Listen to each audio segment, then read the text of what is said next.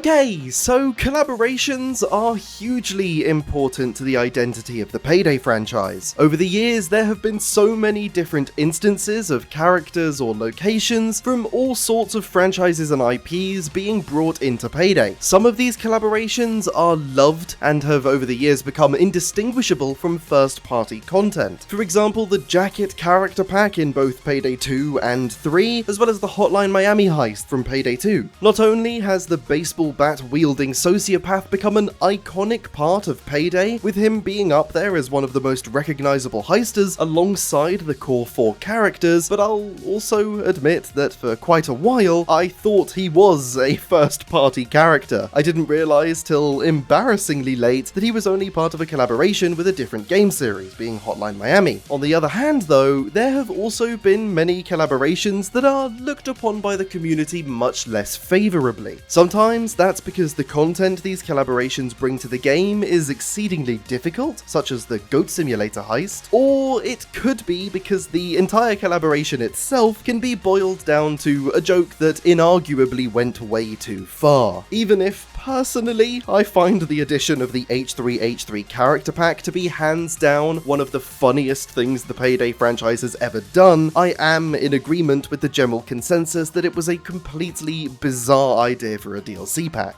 And scattered between those two extremes of the beloved and despised collaborations, there are so many other cross-promotions that have made their way into the Payday games as well. You've got the Scarface content, the Point Break content, the John Wick content, the Hardcore Henry content, and a bunch of other smaller collaborations that didn't necessarily come with full-blown characters or heists, but instead weapons and masks. Whether you like them or not, collaborations have always been a part of Payday. Even going back as far as Payday the Heist, that game also had a collaboration with Valve, and the No Mercy heist tying directly into the Left 4 Dead games. And we knew from the very early days that Payday 3 would also eventually start collaborating with other IPs as well. Over the past decade, we've done more than 30 different collaborations for Payday, introducing new characters, new heists, and I think the message I want to make really clear to the Payday fans out there is that for launch, we want to focus on the core gang and the core original story of Payday and Payday 3.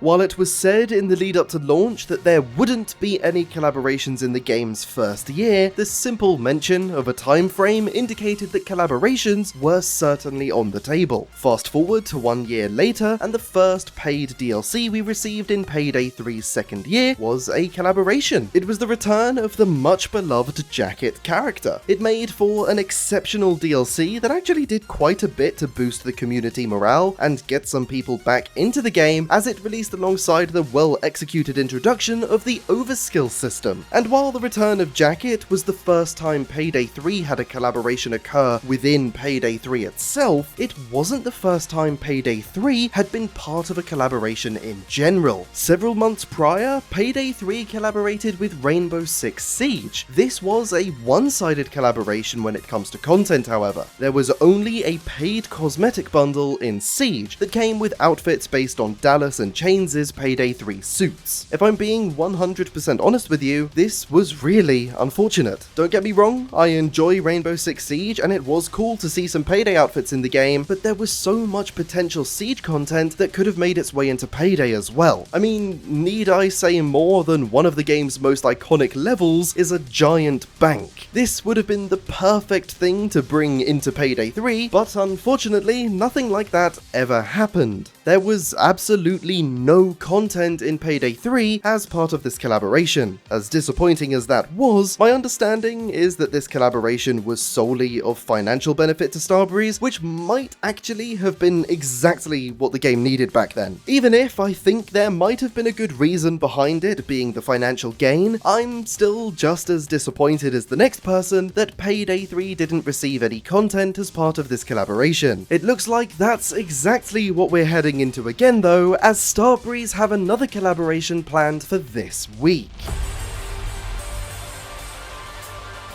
Yes, that's right. This week on July 15th, there is some sort of collaboration between Payday and Tom Clancy's The Division 2. It looks like we're going to be getting the masks and outfits for Sangres, Jiro, and Chains added into The Division 2. I'm not actually sure if there's any more to this event just yet or not. I recently revisited The Division 2 over the winter of 2024, and I forgot how fun the game can be, so whatever this collaboration is, I'm oddly looking forward to it. Even if it's just an excuse for me to jump back into the game again. I'm going to be streaming whatever this collaboration ends up being on the 15th, so if you're interested in that, or you're enjoying this video so far, all I ask is that you consider subscribing. We are exceptionally close to 5,000 subscribers, which is a wild milestone to be edging towards. As I said before though, this is yet another collaboration from which Payday 3 isn't going to be receiving any content. And while I can't really think of any Division content that would make sense to come over into Payday, I still think it's somewhat disappointing. That said, I think this is much less disappointing than not getting any content from the Siege collaboration because of the aforementioned bank that could have been brought over. This brings me to the reason I wanted to make this video discussing collaborations, and specifically this upcoming Division collaboration. I wanted to ask all of you what you think about collaborations that occur with no content coming to Payday, because currently my opinion is quite mixed. On one hand, I would absolutely love to see content from some of my favourite games like The Division and Rainbow Six Siege make their way into Payday, but on the other hand, I think I'd rather that the team over at Starbreeze continue to focus on making first-party Payday 3 content at the moment. So when it comes to a game like The Division collaborating with Payday, I'm surprisingly content with there being no content in Payday this time round. I think if you really wanted to, there are certainly things you could do to bring the Division content into Payday. Arguably, it makes more sense for a Division collaboration to materialize in Payday 2 specifically, as both games take place in Washington DC, and at the end of the day, there is fertile ground there narratively, given how the dollar flu virus that is the catalyst for the Division story was a virus spread around America using banknotes. Definitely something you could work into a Payday story.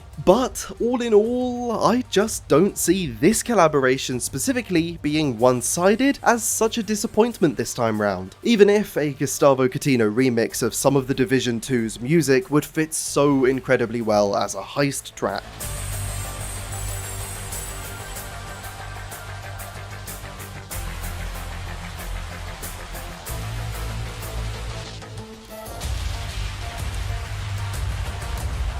Of course, as I said before, this is a question that I want to turn over to all of you. I am only one voice in a community of many, and I'm very well aware that I might well be alone in how little I care that there's no content coming to Payday 3 with this collaboration. So I invite you to share your thoughts in the comment section down below. Are you disappointed that there's no Division 2 content coming to Payday 3 this week? And I mean that specifically about Division 2 content. Of course, I'd love to be getting some content for Payday 3 this week, and if it happened to be themed around the Division 2, that would be fine by me, but I specifically want to focus on whether or not we're satisfied with collaborations happening in other games that don't manifest in Payday. Because for me, this time round, it's not the end of the world, whereas with the Rainbow Six Siege collaboration, I was far more dissatisfied. I'm really trying to draw the distinction between me saying I'm happy to not be getting content in Payday 3, because that's not the case. I always want there to be more content. What I'm trying to get a feel for here is whether or not we as the community are okay with collaborations happening in other games that don't necessarily bring content into Payday, but instead might benefit the franchise in other ways. We might as well also have a general collaborations discussion, so let me know if there are any other games or franchises that you think could integrate well with the Payday series for a collaboration in the future. A game that might not necessarily be the best collaboration material with Payday 3, but may have found itself avoiding winding up in a situation just like Payday 3 did at launch, is Killing Floor 3. That's a game I've been paying close attention to in the lead up to its launch in just under 2 weeks. The reason I'm bringing Killing Floor 3 up right at the end of a video that's had nothing to do with Killing Floor 3 is because the game might be getting some sort of beta stress test within the next 24 hours. And so if I manage to get access to that, I'll probably end up streaming it. Therefore, if you're interested in my thoughts on the game from the perspective of how it might have been able to succeed where Payday 3 failed, in a video exploring the use case of betas and game delays, you can click the video on screen now to hear all about that. Thank you very much for watching, and I'll see you